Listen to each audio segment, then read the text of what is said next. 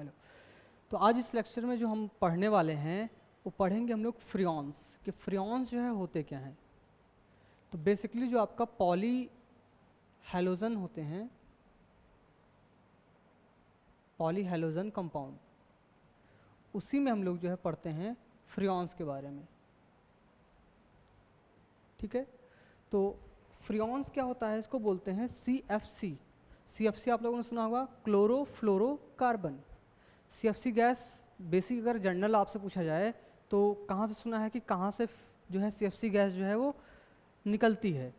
ठीक है, तो बेसिक जो देखा होगा घरों में जो एयर कंडीशन लगे होते हैं या कार्स में जो एयर कंडीशन होते हैं, तो वहाँ से जो गैस निकलती है वो होती है CFC। ठीक है, क्लोरोफ्लोरोकार्बन ही निकलते हैं। ये क्या करते हैं, ओजोन लेयर को जो है डिप्लेयर करते हैं, यानी कि ओजोन लेयर पे जो है इफेक्ट डालते हैं। ठीक है, तो यानी कि बेसिक अब क्लोरोफ्लोरोकार्बन जो CFC का मतलब है, ये क्या है हमारा, क्लोरो एंड F हो गया फ्लोरो एंड C रिप्रेजेंट कर रहा है यहाँ पे फिर से कार्बन। ठीक है, तो यहाँ पे क्या हो गया, क्लोरोफ्लोरो डेरिवेटिव ऑफ मेथेन। एक ही कार्बन है तो उसको बोल दिया मेथेन, दो कार्बन होंगे तो इथेन। ठीक है, यानी कि एक उसमें एटलीस्ट एक एटम फ्लोरीन प्रेजेंट होगा, एटलीस्ट एक एटम क्लोरीन प्रेजेंट होगा, तभी वो फ्रियॉन्स कहलाएगा। ठीक है, तो इसको कलेक्टिवली जो बोलते हैं वो बोल दिया कि फ्रियॉन्स होते हैं। अब इसके नॉमेनक्लेचर की बात करते हैं कि जो फ्रियॉन्स होता है उसको किस तरीके से रिप्रेजेंट करते हैं। तो जो फ्रियॉन्स का रिप्रेजेंटेशन होता है वो लिखते हैं फ्रियॉन CBA। अब C क्या है, C होता है नंबर ऑफ कार्बन एटम, और जितने नंबर ऑफ कार्बन एटम होते हैं उससे हमें 1 को माइनस कर देना होता है। B होता है number of hydrogen atom, number of hydrogen atom जितने भी प्रेजेंट होते हैं वहाँ पे उसमें +1 को ऐड कर देते हैं, वो होता है B। एंड A होता है जितने नंबर ऑफ फ्लोरीन एटम उसमें प्रेजेंट होते हैं उसको बोलते हैं, वो क्या है हमारा बेसिक फ्लोरीन एटम। ठीक है, तो जैसे कि यहाँ पे डिफरेंट एग्जाम्पल दिए गए हैं, इस एग्जाम्पल को बोर्ड पे जो है करते हैं कि जैसे आपका दिया हुआ है एक एग्जाम्पल CFCl3। ठीक है, तो यहाँ पे सबसे पहले हमें क्या देखना है, रूल में C-1 देखना है, देन फिर क्या देखना है, H+1 देखना है, एंड देन देखना है फ्लोरीन। तो यहाँ पे देखो कि कार्बन कितने नंबर हैं आपको पास, तो कार्बन यहाँ पे कितना है 1, तो हो जाएगा 1 - 1, यानी कि कार्बन के लिए 0, यानी कार्बन के लिए हमें कुछ लिखना नहीं है। देन आते हैं हाइड्रोजन, हाइड्रोजन इसमें कितने हैं 0 हैं, तो 0 + 1। ठीक है, यानी कि ये हो गया 1। अब देखो यहाँ पे फ्लोरीन एटम कितने हैं, फ्लोरीन एटम भी कितना है 1, तो इसके लिए लिख देंगे 1। तो अब इस जो फ्रियॉन्स ये है हमारा, ये क्या है, यहाँ पे क्लोरो ग्रुप है, यहाँ पे फ्लोरो ग्रुप है, और ये क्या है आपका एक कार्बन है, तो इसको बोलेंगे क्लोरोफ्लोरो मेथेन CFC हो गया। ठीक है, एक फ्रियॉन्स, इसको कलेक्टिवली इसका नेम जो होता है उसको बोलते हैं फ्रियॉन्स, फ्रियॉन्स, और इसका नेम जो हो जाएगा वो हो जाएगा 1,1, तो इसको लिखेंगे फ्रियॉन 1,1। ओके, ये एग्जांपल समझ में आया। देन अगर यहीं पे सेकंड एग्जांपल ले लेते हैं CF2Cl2, यहाँ पे देखेंगे नंबर ऑफ कार्बन एटम के कितने हैं हमारे पास, 1 है, नंबर ऑफ कार्बन एटम 1 है, तो 1 - 1 हो गया 0। नंबर ऑफ फ्लोरीन एटम कितने हैं 2 हैं, इसको हमने इधर लिख दिया। नंबर ऑफ हाइड्रोजन एटम कितने हैं 0 हैं, तो 0 + 1 हो गया, तो यहाँ पे लिख दिया 1। तो इसका जो नेम होगा, इसका नेम क्या हो जाएगा, फ्रियॉन्स 1,2, इसका नेम क्या हो जाएगा फ्रियॉन 1,2। तो इसका नॉमेनक्लेचर लिखना तो आ गया होगा कि कैसे जो है नेम लिखेंगे। कोई भी जो हमारे पास फ्रियॉन होगा या फिर CFC होगा उसका नॉमेनक्लेचर हमें कैसे लिखना है, तो यही यहाँ पे बेसिक आपको बताया गया है कि जैसे यहाँ पे दिया हुआ है CFCl3, तो कार्बन नंबर ऑफ एटम कितने हैं, यहाँ पे 1 है तो 1 माइनस 1 कर दिया, 0 हो गया। हाइड्रोजन नंबर ऑफ एटम कितने हैं यहाँ पे, तो हाइड्रोजन जो है हमारा 0 है, तो 0 प्लस 1 कर दिया तो ये हो गया 1। एंड देन इसमें फ्लोरीन एटम कितने हैं, 1 है, तो यहाँ पे 1 लिख दिया। तो लास्ट में क्या करना है, जो 0 है उसको नहीं लिखना है, जो 1 है उसको लिख देना है, जो जितने नंबर्स आएंगे उनको फ्रियॉन्स 1 1 कर दिया। ओके, देन सेकेंड एग्जाम्पल है CF2Cl2, कार्बन एटम 1 है, 1 माइनस 1 0 हो गया, हाइड्रोजन 0 प्लस 1 एंड फ्लोरीन यहाँ पे 2 एटम है तो फ्लोरीन को 2 लिख दिया, तो हो गया फ्रियॉन 1 2। सेकेंड एग्जाम्पल हो गया इसके बाद C2F2Cl4, C2F2Cl4, यहाँ पे कार्बन जो है वो हमारे पास 2 है, तो 2 माइनस 1 हो गया 1, देन हाइड्रोजन यहाँ पे कितने हैं 0, 0 प्लस 1 1 एंड फ्लोरीन जो है यहाँ पे वो क्या है 2 हैं, तो हो गया 2। तो इसको लिखेंगे फ्रियॉन 1 1 2, 1 कार्बन का 1 हाइड्रोजन के लिए जो लिखा जाता है एंड जितने नंबर्स ऑफ फ्लोरीन एटम है, तो हो जाएगा फ्रियॉन 1 1 2। ओके, कई बार कॉम्पिटिटिव एग्जाम्स में ये पूछा जाता है, ठीक है, कि ये फ्रियॉन्स दे दिया जाता है और पूछा जाता है इसका नेम क्या होगा, ठीक है। देन लास्ट एग्जाम्पल है C2F3Cl3, यहाँ पे number of carbon atom 2, 2 minus 1 हो गया 1 and number of hydrogen atom इसमें जो है 0, तो 0 plus 1 1 and number of fluorine atom जो है वो 3 है, तो 3 लिख दिया, इसका नेम हो गया फ्रियॉन 1 1 3। ठीक है, तो नॉमेनक्लेचर इसका समझ में आ गया होगा। जनरल IUPAC नॉमेनक्लेचर जो लिखते हैं वो यहाँ पे नहीं यूज करेंगे, यहाँ पे इसका जो नॉमेनक्लेचर है वो हमें यूज करना है। क्या यूज करना है, फ्रियॉन CBA, C क्या है आपका carbon -1, B hydrogen +1 and A है हमारा नंबर ऑफ फ्लोरीन एटम, जितने भी number of fluorine atom present होंगे। ठीक है, तो ये आपको समझ में आया होगा कैसे जो है इसका नॉमेनक्लेचर करते हैं। ओके, देन जो है नेक्स्ट पॉइंट है कि अगर हमें फ्रियॉन्स को प्रिपेयर करना हो तो कैसे जो है प्रिपेयर करेंगे। तो एक रिएक्शन आपको मैंने जो है बताया था, वो रिएक्शन थी स्वार्ट रिएक्शन। स्वार्ट रिएक्शन में बेसिकली क्या था कि एक हैलोजन एटम को दूसरे हैलोजन एटम के साथ रिप्लेस किया था। ठीक है, यही था, और वहाँ पे यूज क्या किया था, HF एंड SbCl5। तो यहाँ पे करना क्या है बेसिकली हमें कि यहाँ पे नंबर ऑफ क्लोरीन एटम 4 हैं। अगर यहाँ पे 2 मोल हमने जो है HF लिया है, यानी कि 2 मोल फ्लोरीन जो है वो ऐड होगा और यहाँ से 2 मोल क्लोरीन जो है वो निकलेगा, तो बन जाएगा FCl2F2 और इसका नॉमेनक्लेचर क्या हो जाएगा, फ्रियॉन 1 2। तो इसी को बोलते हैं कि एक जो हाइड्रोजन एटम जो इसमें पहले से प्रेजेंट था वो हाइड्रोजन एटम क्या हुआ है, रिमूव हो गया है और दूसरा हाइड्रोजन एटम आके ऐड हो गया है। तो ये एक तरीके किस टाइप की रिएक्शन है, रिप्लेसमेंट रिएक्शन। और यहाँ पे जो यूज करते हैं रिएजेंट वो HF in the presence of SbCl5, इसलिए ये रिएक्शन स्वार्ट ने दिया था, इसलिए इस रिएक्शन को बोलते हैं स्वार्ट रिएक्शन। ठीक है, स्वार्ट्स रिएक्शन। तो ये आपको याद रखना है कि स्वार्ट्स रिएक्शन होती क्या है और कैसे जो है उससे फ्रियॉन्स का प्रिपरेशन करते हैं। ठीक है, तो आई थिंक ये पॉइंट क्लियर हो गया होगा कि इसको जो है सबसे पहले फ्रियॉन्स को बोलते क्या हैं, तो बोलते हैं CFC। और CFC कहाँ से निकलती है या आप लोगों ने इसका यूज कहाँ पे होता है, वो होता है एयर कंडीशंस में। ठीक है, नेक्स्ट स्टेप पे हमने देखा नॉमेनक्लेचर, फ्रियॉन्स के लिए नॉमेनक्लेचर कैसे करते हैं वो हमने जो है ग्राफ से भी देखा और बोर्ड पे हमने आपको जो है समझा दिया। देन फिर जो है लास्ट पॉइंट था हमारा कि कैसे जो है फ्रियॉन्स 1 2 का प्रिपरेशन करेंगे। तो उसके लिए हमने क्या किया, कार्बन टेट्राक्लोराइड की रिएक्शन करवा दी HF के साथ in the presence of SbCl5, then formation हो गया CCl2F2। ठीक है, ये हो गया फ्रियॉन 1 2। तो फ्रियॉन 1 2 का फॉर्मेशन हमने देख लिया। देन जो है इसकी फिजिकल प्रॉपर्टी और केमिकल प्रॉपर्टीज़ की बात करते हैं।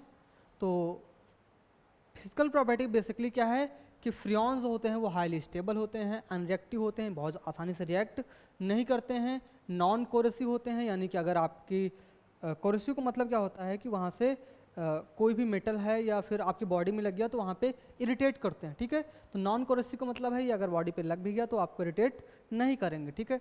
देन नॉन टॉक्सिक में है, इनकी टॉक्सिसिटी भी नहीं है एंड ईजिली जो है ये लिक्विफेबल गैसेस में कन्वर्ट हो जाते हैं, ठीक है। यानी कि ये क्या है, ईजिली से लिक्विफाई, ये जो गैसेस होती हैं वो ईजिली से लिक्विफाई हो जाती हैं, ठीक है, आसानी से। यानी कि हाई टेम्परेचर और हाई प्रेशर नहीं यूज करना होगा, बस थोड़ी सी नॉर्मल जो इसकी कंडीशंस होंगी वही कंडीशंस को यूज करेंगे और ये लिक्विफेबल गैस में कन्वर्ट हो जाएंगे, ठीक है। अब इसके बाद अगर यूजेस की बात करते हैं तो रेफ्रिजरेटर में यूज करते हैं इसका, ठीक है, एंड एयर कंडीशंस में, ठीक है, इन दोनों में यूज़ करते हैं। यानी कि जहाँ जहाँ भी हमें जो है कूलिंग इफेक्ट देखने को मिलता है वहाँ वहाँ हम लोग क्या यूज करते हैं, फ्रियॉन्स का यूज करते हैं, ठीक है। और दूसरा क्या होता है कि जो आपके एरोसॉल होते हैं, एरोसॉल्स क्या होते हैं या फोम्स होते हैं। अब एरोसॉल्स होते क्या हैं, जहाँ पे एयर एंड लिक्विड का मिक्सर होता है, ठीक है, एयर एंड लिक्विड का मिक्सर होता है, वहाँ पे एरोसॉल का फॉर्मेशन होता है। जैसे कि इसका एग्जांपल अगर बात करें तो फोम में क्या होता है, लिक्विड में एयर जो है इंजेक्ट किया जाता है तो एक सॉलिडिफाइड जो है तरीके का स्पंजी जो होता है फोम, ठीक है, वो फॉर्म होता है। तो वही आपका एरोसॉल का एक एग्जांपल है। तो उसमें जो है ये प्रोपेलेंट की तरीके से यूज़ करते हैं। किसका क्या यूज़ करते हैं, फ्रियॉन्स का यूज़ करते हैं as a propellant in aerosol or foams में, ठीक है। देन लास्ट पॉइंट है कि लास्ट पॉइंट जैसे आपका हो गया इंसेक्टिसाइड्स या फिर सेविंग क्रीम्स या फिर डिओरेंट्स में जो है स्प्रेड आउट करने के लिए प्रोपेलेंट के तरीके से यूज़ करते हैं फ्रियॉन्स का, ओके। तो लास्ट पॉइंट क्या है, it is use as propellant for foam to spray out deodorant, ठीक है। डिओरेंट जो आपके बेसिकली यहाँ पे ऐसा कर सकते हैं कि वो वाले, जैसे आपने देखा होगा जो होली में जो कलर्स खेलते हैं, जो स्प्रे वाले कलर्स होते हैं, उसमें जो है फोम्स निकलता है, ठीक है। तो उसमें जो है फ्रियॉन्स का यूज करते हैं, ओके। एंड सेविंग क्रीम्स में जो फोम निकलती है, जो आपका स्प्रे होता है सेविंग क्रीम्स की, उसमें जो फोम निकलती है वहाँ पे प्रोपेलेंट के तरीके से फ्रियॉन्स का यूज़ करते हैं। एंड लास्ट पॉइंट है कि इंसेक्टिसाइड्स के लिए भी इसको यूज करते हैं, फ्रियॉन्स को एज ए इंसेक्टिसाइड्स के लिए भी यूज़ करते हैं। तो ये पॉइंट क्या है आपको ये पॉइंट्स आपके माइंड में हमेशा रहने चाहिए। यानी कि ये पॉइंट्स क्या हैं, आपको बेसिकली याद हो जाने चाहिए कि कहाँ कहाँ पे यूज करते हैं। एक बार समझ लिया कि इसको यूज यहाँ यहाँ करते हैं, उसके बाद ये पॉइंट्स को आपको याद कर लेना है या समझ लेना है कि कहाँ कहाँ पे यूज इसका होता है, ठीक है। देन नेक्स्ट पॉइंट है, नेक्स्ट हमें पढ़ना है DDT के बारे में। नेक्स्ट जो है DDT बेसिकली होता क्या है उसको समझते हैं। DDT का जो फुल फॉर्म होता है वो होता है 1D जो होता है ये रिप्रेजेंट करता है डाइक्लोरो, ये रिप्रेजेंट करता है डाइक्लोरो, ये रिप्रेजेंट करता है डाइफिनाइल एंड ये रिप्रेजेंट करता है ट्राई क्लोरो इथेन, ठीक है। तो DDT का फुल फॉर्म क्या हो गया, डाइक्लोरो डाइफिनाइल ट्राइक्लोरो इथेन। अब यहाँ पे जो P एंड P डैश लिखा हुआ है इसका मतलब क्या है कि जो डाइक्लोरो यूज किए हुए हैं ये फिनाइल ग्रुप में पैरा पोजीशन पे होंगे। तो एक क्लोरीन के लिए P यूज किया गया है और दूसरे क्लोरीन के लिए P डैश यूज किया गया है, यानी कि वो पैरा पोजीशन को रेफरेंस बता रहे हैं, ठीक है। बेसिकली DDT की जो है थोड़ी सी हिस्ट्री पे जाते हैं। तो DDT जो है एज ए यूज़ किया गया था फर्स्ट टाइम जो जब डिस्कवर किया था 1873 में, एंड फर्स्ट टाइम जो प्रिपेयर किया गया था। उसके बाद क्या हुआ कि पॉल मुलर ने जो है DDT के इफ़ेक्ट को जो है 1939 में जो है इफ़ेक्ट को पहचाना कि इससे इफ़ेक्ट क्या हो रहा। जब 1873 में इसको जो है डिस्कवर किया गया तो इसको एज ए पेस्टिसाइड्स की तरीके से यूज करने लगे थे, ठीक है। अब क्यों पेस्टिसाइड्स की तरीके से यूज करने लगे थे, होता क्या था कि जैसे जो आपके खेतों में जैसे गेहूं है, ठीक है, तो वहाँ पे क्या होता था, बहुत सारे कीड़े जो है आके उस फसल को जो है खा जाते थे। तो वहाँ पे अगर DDT का जो है DDT वहाँ पे डाल दिया जाता था, तो या खेतों में छिड़काव कर दिया जाता था, तो वहाँ पे कीड़े आके उस पर नहीं बढ़ते थे और फसल जो है अच्छी होती थी।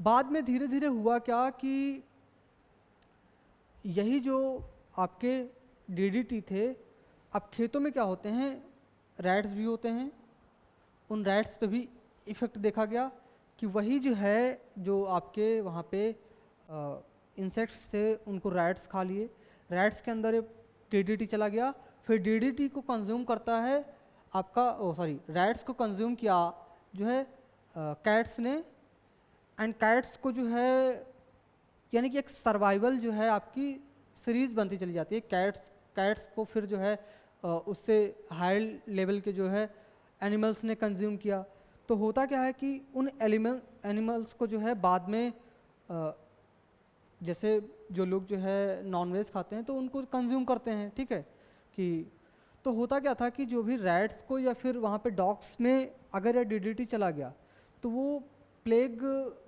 उस समय जो है प्लेग हुआ था, उसमें जो है ये प्लेग जो इम्यूनिटी सिस्टम होता है उसको उसने डिक्रीज़ कर दिया।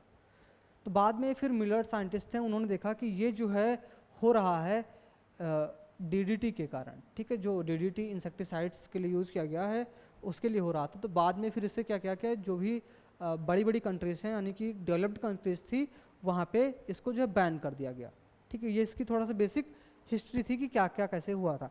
बाद में क्या हुआ कि इसको मेडिकल पर्पस के लिए जो है 1948 में DDT के लिए जो है नोबेल प्राइज़ भी दिया गया, ठीक है, क्योंकि अब उस टाइम पे अगर इतना बड़ा कोई इंसेक्टिसाइड्स की खोज कर दिया है तो वो एक बहुत बड़ा नोबेल काम था, उसके लिए जो है फिर बाद में 1948 में नोबेल प्राइज़ दिया गया। ओके, तो ये थी इसकी बेसिक जानकारी कि कैसे कैसे इसका जो है इन्वॉल्वमेंट हुआ।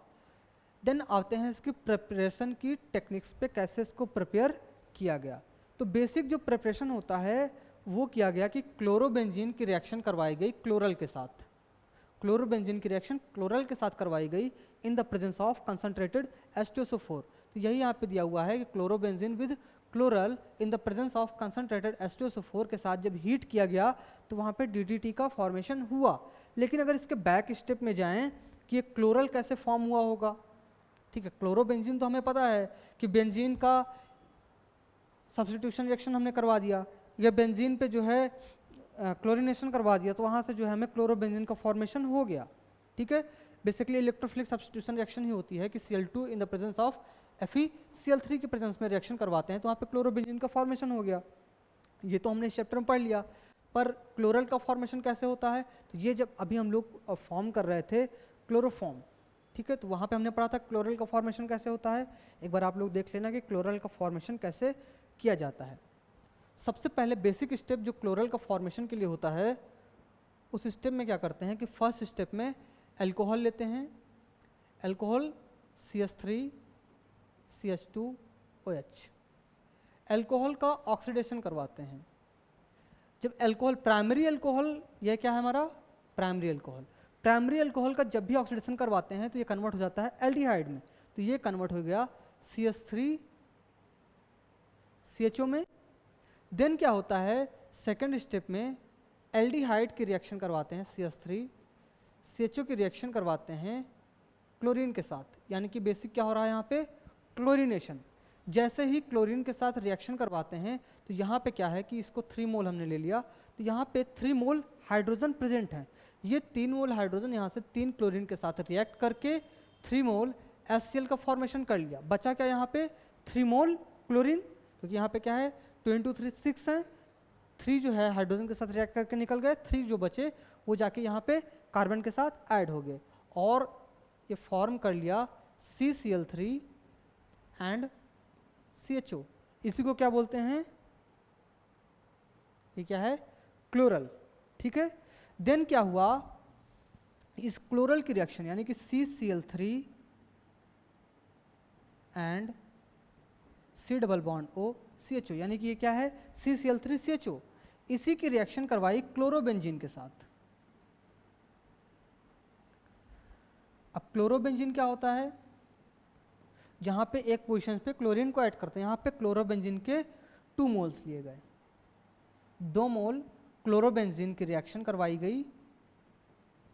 तो यहाँ पे हुआ क्या कि यहाँ पे 2 जो ये हाइड्रोजन हैं ये इस ऑक्सीजन के साथ बॉन्ड बना लेंगे और यहाँ से वाटर का जो है रिमूवल हो जाएगा। तो यहाँ से क्या हुआ कि जैसे ही कंसनट्रेटेड H2SO4 डाला और इसको जो है हीट किया, कंसनट्रेटेड H2SO4 डाल के हीट किया, तो यहाँ से वाटर जो है वो रिमूव हो गया। जैसे ही वाटर रिमूव हुआ तो यहाँ से देखना कार्बन के साथ एक बॉन्ड जो है इसके साथ बन गया और दूसरा बॉन्ड इसके साथ बन गया। तो ये कुछ इस तरीके का स्ट्रक्चर बना लिया कि CCl3 एंड यहाँ पे कार्बन पे एक हाइड्रोजन है, यहाँ पे इसने क्या किया है बेंजीन रिंग के साथ जो है बॉन्ड बना लिया और यहाँ पे पोजीशन पे जो है Cl लगा हुआ है। दूसरा जो है यहाँ पे फर्दर बेंजीन रिंग के साथ जो है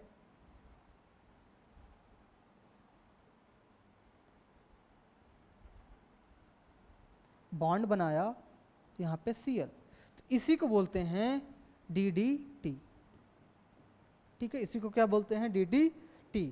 क्या है डाई क्लोरो, 2 क्लोरो हैं तो डाई क्लोरो, 2 फिनाइल ग्रुप हैं तो डाइफिनाइल, और यहाँ पे 3 क्लोरो हैं तो ट्राई क्लोरो, और 2 कार्बन है तो इथेन।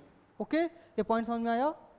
और यहाँ पे क्या है पैरा पोजीशन पे, इस कार्बन के पैरा पोजीशन पे ये लगा हुआ है, इसके लिए P यूज कर लिया और इसके लिए P डैश यूज कर लिया। तो लिखते हैं P dash die chloro diphenyl trichloro ethane. Okay, ये पॉइंट समझ में आया। तो यहाँ पे वो प्रिपरेशन को दिखाया गया है किस तरीके से प्रिपरेशन हुआ है जो हमने अभी डिस्कस किया है DDT का। ठीक है, ये पॉइंट क्लियर हुआ। ओके, देन जो है DDT को यूज कैसे करते हैं। ठीक है, तो एक तो बेसिक हमने सीखा कि किस लिए यूज किया था DDT को, एज ए इंसेक्टिसाइड्स, यानी कि इंसेक्ट्स पे यूज किया था। तो जो भी इंसेक्ट्स से उनको जो है कंट्रोल करने के लिए DDT को यूज किया गया था। ठीक है, बाद में क्या था कि अब ये जो इंसेक्ट्स से उनसे क्या क्या हो रहा था, वहाँ पे आपके मलेरिया भी हो सकता था। ठीक है, फीवर जो आपके जैसे इंसेक्ट्स हैं वहाँ पे मॉस्किटो हो गया, तो उससे जो फैलने वाली बीमारी थी मलेरिया एंड फीवर, उसको यहाँ पे इनिशियली जो है वो कंट्रोल हुआ, मलेरिया एंड फीवर जो है कंट्रोल हुआ, तभी जो है यहाँ पे DDT के लिए नोबेल प्राइज़ दिया गया था। ठीक है, तो अब DDT क्या है, लोग कंज्यूम तो नहीं कर सकते हैं, ठीक है, क्योंकि क्या है पॉइजनस होता है, बट इसके छिड़काव से जो मॉस्किटो थे उन पे जो है इफेक्ट देखा गया। ठीक है, जिससे क्या हुआ कि मलेरिया वाले जो मॉस्किटो थे, क्योंकि उस टाइम पे मलेरिया बहुत ज़्यादा जो है फैल रहा था, ठीक है, तो वहाँ पे मलेरिया में जो है इफेक्ट देखा गया, येलो फीवर में इफेक्ट देखा गया। इसकी वजह से ये एज ए DDT क्या हो गया यहाँ पे मेडिकल यूज। ठीक है, तो मेडिकल यूज के लिए जो है इसको जो है बाद में नोबेल प्राइज दिया गया। ठीक है, फिर क्या हुआ कि सेकंड था कि अगर जो आपके पेस्ट से मतलब कि एग्रीकल्चर्स पे जो कीड़े आके बैठ रहे थे, यानी कि फार्म्स में जब गेहूं की खेती की जाती थी तो वहाँ पे कुछ कीड़े होते हैं जो आके गेहूं को खा लेते हैं, ठीक है, जिससे आपकी फसल जो है ख़राब हो जाती है। तो वहाँ पे इसका यूज़ किया गया पेस्ट कंट्रोलिंग में। ठीक है, सेकंड पॉइंट हो गया। इसके बाद फिर जो है जब आप बिल्डिंग्स का कंस्ट्रक्शन करते हैं, ओके, तो वहाँ पे जब बिल्डिंग्स में जो है बहुत सारे जो है जैसे कि आपका गेट लगा हुआ है, वो गेट लकड़ी का है, तो उसमें क्या होते हैं कीड़े आके लग जाते हैं। तो वहाँ पे भी बिल्डिंग कंस्ट्रक्शन में भी एज ए पेस्ट कंट्रोल इसको यूज किया जाता था। ठीक है, देन इसको जो है वेरियस जो है आपके बहुत सारे जो है इंसेक्ट्स थे उनको किल करने में यूज किया गया, जैसे कि आपका हाउस फ्लाई, मॉस्किटो। ठीक है, ऐसा क्यों हुआ, क्योंकि इसकी टॉक्सिसिटी जो क्या थी बहुत ज़्यादा हाई थी। तो बहुत ज़्यादा हाई होने की वजह से जो आपके हाउस फ्लाई एंड मॉस्किटो होते हैं उनको जो है किल करने के लिए एज ए इंसेक्ट इंसेक्टिसाइड्स की तरीके से यूज़ किया गया। किसका यूज़ किया गया? DDT का यूज़ किया गया। तो बेसिक आपको जो है इसके यूजेस पढ़ लेने हैं और किस तरीके से फॉर्मेशन होता है। इसकी जो फॉर्मेशन है, DDT का जो फॉर्मेशन है, यहाँ से स्टेप बाय स्टेप आपने देख लिया। एंड ये जो DDT का फॉर्मेशन है बहुत ही इम्पॉर्टेंट है, ठीक है। ये आपसे एग्जाम में डायरेक्ट पूछते हैं कि क्लोरल की रिएक्शन करवाते हैं क्लोरोबेंजीन के साथ तो क्या फॉर्म होता है, ठीक है। तो वहाँ पे क्या फॉर्म होता है? DDT फॉर्म होता है। या फिर आपसे पूछ लेंगे कि हाउ टू प्रिपेयर DDT, तो वहाँ पे क्या करना होगा? आपको क्लोरल की रिएक्शन करवानी होगी क्लोरोबेंजीन के साथ in the presence of concentrated H2SO4, ठीक है। ओके, तो ये पॉइंट जो है क्लियर हो गया होगा। इसी के साथ जो है आपका चैप्टर जो है हैलोएल्केन एंड हैलोरेंस में पहले हमने बेसिक पढ़ा, देन उसके बाद फिर इसमें पॉलीहैलोजेंस कंपाउंड के बारे में पढ़ा। तो ये चैप्टर आपका कंप्लीट हो गया, ठीक है। ओके।